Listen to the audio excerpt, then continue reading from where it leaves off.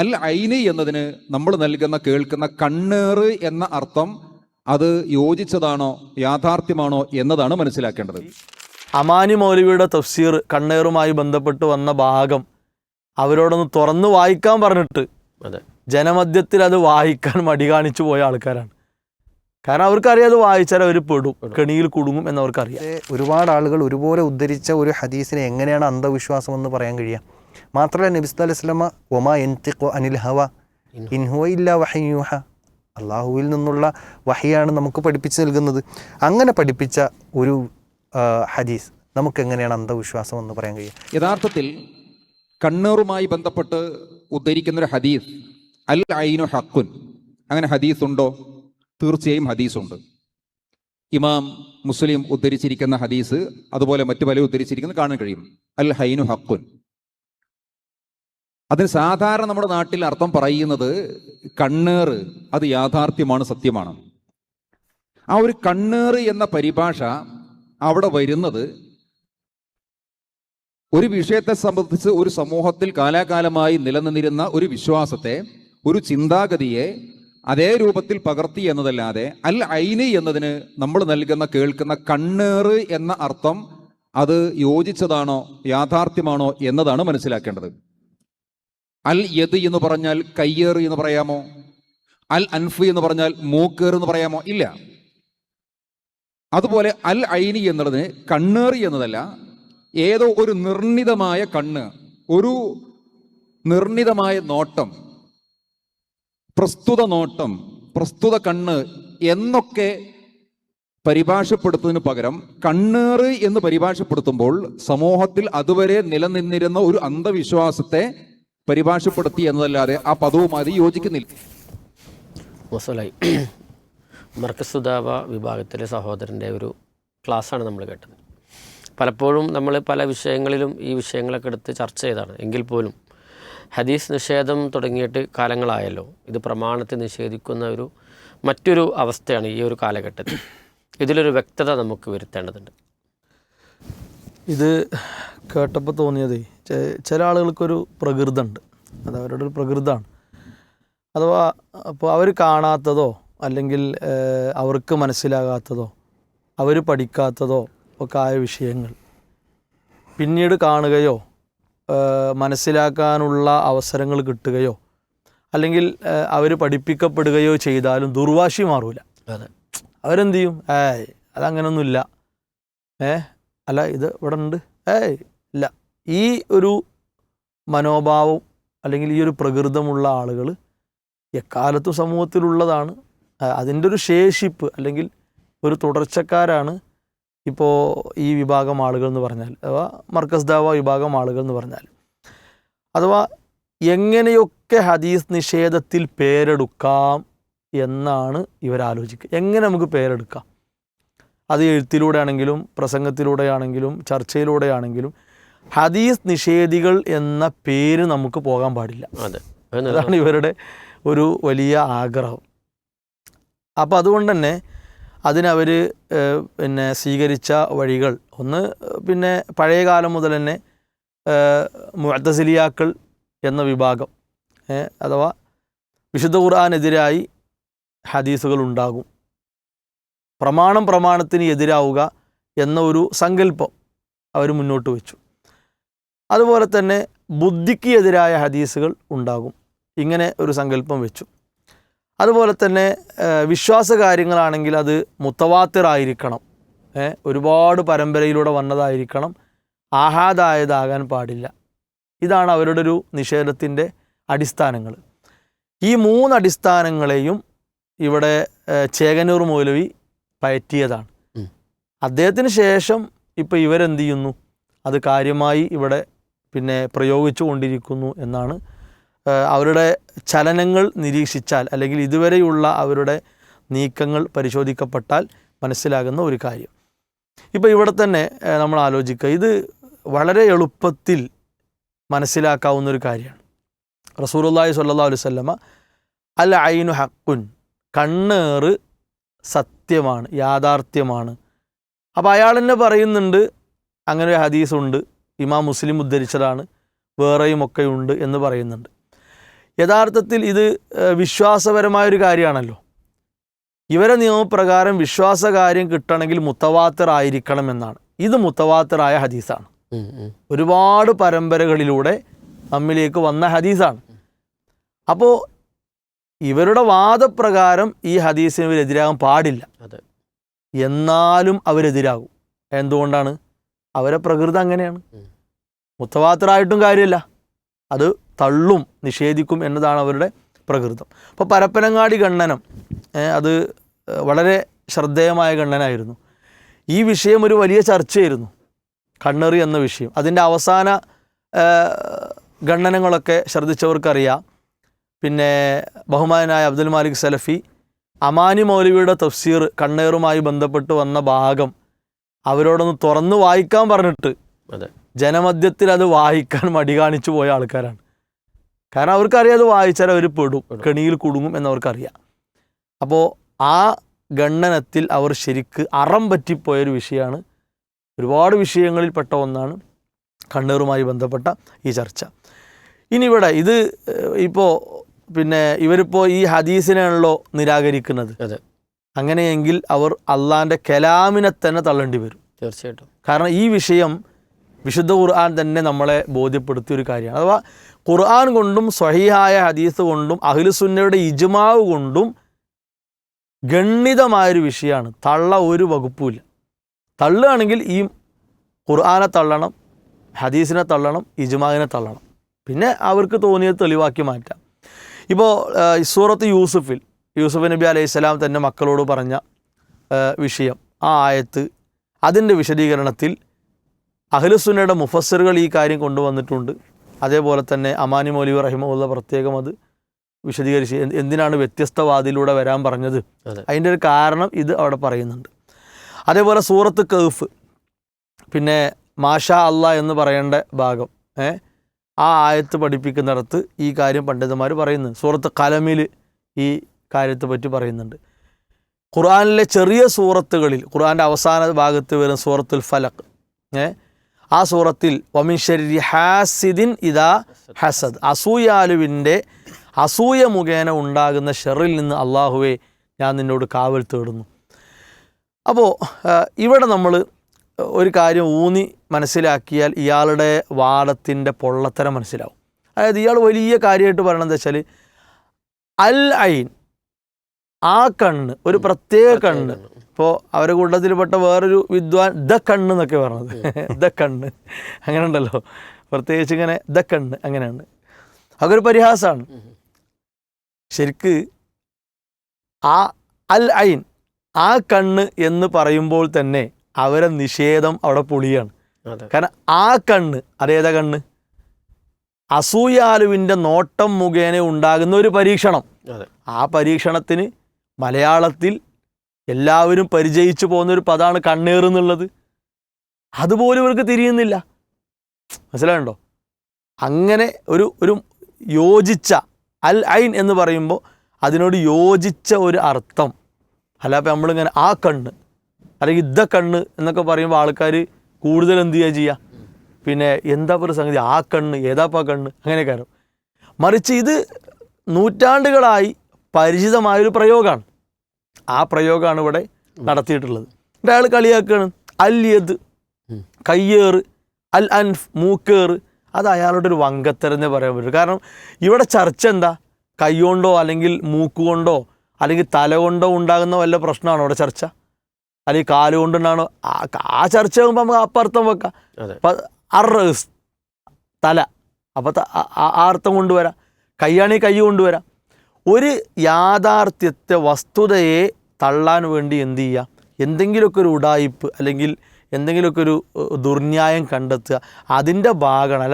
അല്ലാതെ കയ്യേറ് പറയാൻ പറ്റുമോ, മൂക്കേറ് പറയാൻ പറ്റുമോ, നാക്കേറ് പറയാൻ പറ്റുമോ എന്നല്ല ഇവിടെ വിഷയം. അൽ ഐൻ എന്നതിന് അവർ തന്നെ പറയുന്നു ആ കണ്ണ്. ഏതാണ് ആ കണ്ണ്? അവർ പറയട്ടെ ആ കണ്ണ് ഏതാണെന്നുള്ളത്. അപ്പോൾ അവർ പറയും അത് അസൂയാലുവിൻ്റെ കണ്ണാണ്. അപ്പോൾ അസൂയാലുവിൻ്റെ കണ്ണ് മുഖേന തന്നെയാണ് ഈ പ്രശ്നം ഉണ്ടാകുന്നത്. അതാണ് ഇവിടെ വിഷയം. അപ്പോൾ ഇവർ അതിൻ്റെ എന്തോ ഒരു ഭാഗം ഇങ്ങനെ വേണമെന്ന് പറയുക, എന്നിട്ട് പിന്നെ പൂർണ്ണമായിട്ട് വേണ്ടെന്ന് പറയാം. ഈ തനിക്കാക്കി വടക്കാക്കുന്നൊരു ചൊല്ലുണ്ടല്ലോ, ആ ഒരു സ്വഭാവമാണ് ഇവർ ഏത് ഹദീസുകളോടും സ്വീകരിച്ച് പോരുന്നത്. അതുകൊണ്ട് ഇങ്ങനെ പിന്നെ എന്താണ് ഇതിനെ പരിഹസിച്ചും അല്ലെങ്കിൽ പിന്നെ ഇതിനെ തള്ളിയും പോവുക എന്ന് പറയുമ്പോൾ കൂടുതൽ ഇതുമായി ബന്ധപ്പെട്ട് അവർ നിഷേധത്തിലേക്ക് പോകുകയല്ലാതെ വേറൊന്നുമില്ല. ഇപ്പോൾ അമാനി മൗലവി റഹിമഹുള്ളയുടെ ഇസ്ലാമിക ജീവിതം എന്ന പുസ്തകം, ആ പുസ്തകത്തിലൊക്കെ ഇത് വിശദമായിട്ട് ഏതൊരു സാധാരണക്കാരനും വായിച്ച് മനസ്സിലാക്കാവുന്ന രൂപത്തിൽ അമാനി മൗലവി റഹിമഹുള്ള ഇത് പറഞ്ഞിട്ടുണ്ട്. അതേപോലെ തന്നെ അമാനി മൗലവിയുടെ തഫ്സീറിൽ ഈ കാര്യങ്ങളുണ്ട്. അപ്പോൾ മുജാഹിദ് പ്രസ്ഥാനത്തിൻ്റെ ഒരു നൂറ്റാണ്ട് കാലത്തെ പാരമ്പര്യത്തിലുള്ള പണ്ഡിതന്മാരൊന്നും ഇതിനെ ഈ നിലക്ക് പരിഹസിക്കുകയോ തള്ളുകയോ ചെയ്തിട്ടില്ല. അതേപോലെ തന്നെ ഉത്തമ തലമുറയിൽ ആരും അത് ചെയ്തിട്ടില്ല. അപ്പോൾ പ്രമാണങ്ങൾ കൊണ്ട് ഗണ്യതമായി തീർച്ചപ്പെട്ടതായ ഒരു കാര്യം ഇങ്ങനെ ചില പരിഹാസങ്ങളിലൂടെ ഒക്കെ ഇവർ തള്ളാൻ നോക്കുമ്പോൾ ഇവർ ഖുർആനെതിരാണ്, അതേപോലെ ഹദീസുകൾക്കെതിരാണ്, അഹ്ലുസുന്നയുടെ ഇജ്മാഇന് വരെ ഇവർ എതിരാണ്. അപ്പോൾ ഇത്തരത്തിലുള്ള പരിഹാസങ്ങൾ കൊണ്ട് ഇവരെപ്പോലുള്ള ആളുകൾ കാര്യം സാധിക്കുമ്പോൾ സാധാരണക്കാരെന്ത് ചെയ്യരുത്, ഇതൊക്കെ എന്തോ ഒരു മധുരമുള്ള രസമുള്ള ഇമ്പമുള്ള കാര്യമാണ് എന്ന് കരുതി അതിൽ കടിച്ച് തൂങ്ങരുത്. കാരണം അത് വിശ്വാസത്തെ ബാധിക്കും. അതിലൂടെ നമ്മളറിയാതെ ഹദീസ് നിഷേധത്തിൻ്റെ ആ വാഹനത്തിൽ കയറേണ്ടി വരും. അവസാനം എവിടെയെങ്കിലും പോയി അത് തകരാറിലായി നിൽക്കുമ്പോഴായിരിക്കും നമ്മൾ എന്ത് ചെയ്യുക, അന്താളിച്ചു പോവുക എന്നാണ് സൂചിപ്പിക്കേണ്ടത്. ഇവിടെ പറഞ്ഞു വെച്ച കാര്യത്തിൽ ഇപ്പോൾ സാധാരണ ഇവർ പറയാറുള്ളത് ഹദീസുകൾ തള്ളാനുള്ള കാരണം അത് അന്ധവിശ്വാസമാണെന്നാണ്. അന്ധവിശ്വാസമായതുകൊണ്ടാണത് ഞങ്ങൾ തള്ളുന്നത്. അപ്പോൾ പ്രമാണത്തിൽ ഇത് വ്യക്തമാണ്. ഇപ്പോൾ ഇത് അന്ധവിശ്വാസമാണോ അതല്ല ഇത് പ്രമാണമാണോ എന്നുള്ളത് കൂടി ഒന്ന് വ്യക്തമാക്കി. ഇവിടെ ചോദ്യം ഈ കണ്ണേറ് എന്നുള്ളത് അന്ധവിശ്വാസമാണോ എന്നാണ്. അതെ അതെ, പ്രമാണങ്ങളിൽ എന്നാൽ സ്ഥിരപ്പെട്ടു വന്ന കാര്യമാണ്. അപ്പോൾ പ്രമാണങ്ങളിൽ സ്ഥിരപ്പെട്ടു വന്നത് ഏതായാലും അന്ധവിശ്വാസമല്ല എന്നുള്ളത് 100% ഉറപ്പാണ്. കാരണം നമ്മുടെ നബി ആരാ? നമ്മുടെ നബി സല്ലല്ലാഹു അലൈഹി വസല്ലമ എല്ലാ കാര്യങ്ങളെയും കൃത്യമായി അന്ധവിശ്വാസങ്ങളിൽ നിന്ന് ആളുകളെ തടഞ്ഞ് കൃത്യമായ ആദർശത്തെ പഠിപ്പിച്ചു തന്ന പ്രവാചകനാണ്. ഹുനൈൻ യുദ്ധത്തിലേക്ക് സഹാബത്ത്, പുതുമുസ്ലിങ്ങളായ സഹാബത്തുമായി പോവാണ്. അപ്പോൾ ഒരു സിദ്റത്തുൽ മുൻതഹ എന്ന് പറയുന്ന ഒരു മരം കാണുമ്പോൾ അത് ജാഹിലിയത്തിൽ അവർ ബർക്കത്തെടുക്കാൻ വേണ്ടി വാളുകൾ തൂക്കിയിടുന്ന മരമായിരുന്നു. അപ്പോൾ അതുപോലൊരു മരം ഞങ്ങൾക്കും ഉണ്ടാക്കി തരണം എന്ന് പറയുമ്പോൾ നബി സല്ലല്ലാഹു അലൈഹി വസല്ലം ദാത്തു അൻവാത്ത് ജസാക്കുമുല്ലാഹ് ദാത്തു അൻവാത്ത് എന്ന് പറയുന്ന മരത്തെ ഞങ്ങൾക്ക് അതുപോലൊരു മരം ഉണ്ടാക്കി തരണം എന്ന് പറയുമ്പോൾ നബി സല്ലല്ലാഹു അലൈഹി വസല്ലം അവിടെ ഇടപെടുന്നുണ്ട്. അല്ലാഹു അക്ബർ ഇന്നഹത് സുനൻ. അത് വലിയ സംഭവമായി അവർ പറയുന്ന, യഥാർത്ഥത്തിൽ അവർ ആരാ? മുസ്ലിമീങ്ങളാണ്. പക്ഷേ ആ മുസ്ലിമീങ്ങൾക്ക് ഒരു ഷിർക്കോ അല്ലെങ്കിൽ അതിലേക്ക് എത്തിക്കുന്ന എന്തെങ്കിലും മാർഗങ്ങൾ കണ്ടു തുടങ്ങിയാൽ അവിടെ നബി സല്ലല്ലാഹു അലൈഹി വസല്ലം തടയിടുകയാണ്.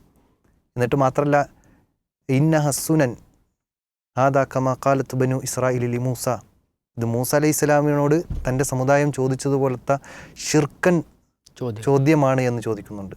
ഇജ അല്ലന ഇലാഹൻ കമാലഹും ആലിഹ, അവർക്ക് ഇലാഹുകൾ ഉള്ളതുപോലെ ഞങ്ങൾക്കും ഇലാഹു ഉണ്ടാക്കി തരൂ എന്ന് ചോദിച്ചതുപോലെയുള്ള ചോദ്യമാണെന്നാണ്. പക്ഷേ എന്നാൽ ഞങ്ങൾക്ക് ഇലാഹു ഉണ്ടാക്കി തരൂ എന്നല്ല ചോദിച്ചതുപോലും. പക്ഷേ അതിലേക്ക് എത്തിക്കുന്ന മാർഗങ്ങളാണ് എന്നതുകൊണ്ട് തന്നെ നബി സല്ലല്ലാഹു അലൈഹി വസല്ലമ തടയിടുകയാണ്. ചരിത്രം വായിക്കുമ്പോൾ അത്തരത്തിൽ പല വിധത്തിലുള്ള സംഗതികൾ നബി സല്ലല്ലാഹു അലൈഹി വസല്ലമ തടഞ്ഞതായി കൊണ്ട് നമുക്ക് കാണാൻ കഴിയും. ഈ ഖബർ സിയാറത്ത് അത് ഒരു കാലഘട്ടത്തിൽ നബി സല്ലല്ലാഹു അലൈഹി വസല്ലമ വിരോധിച്ചിരുന്നു. കാരണം വിശ്വാസം ഉറക്കാത്ത ആളുകളെ സംബന്ധിച്ചിടത്തോളം അവർ അന്ധവിശ്വാസത്തിലേക്ക് പോകുമെന്നുള്ളത് കൊണ്ട്. പിന്നീട് നബി സല്ലല്ലാഹു അലൈഹി വസല്ലം എന്ത് ചെയ്തിട്ടുണ്ട്? ആ ഖബർ സിയാറത്ത് അനുവദിച്ചിരുന്നിട്ടുണ്ട്, സുന്നത്താക്കിയിട്ടുണ്ട്. ഫഇന്നഹ തുദക്കിറുൽ ആഖിറ, അത് പരലോകം ഓർമ്മിപ്പിക്കും, മരണചിന്തയുണ്ടാകും എന്നൊക്കെ പറഞ്ഞ് നബി സല്ലല്ലാഹു അലൈഹി വസല്ലമ നമുക്ക് വിഷയം പഠിപ്പിച്ച് നൽകുന്നുണ്ട്.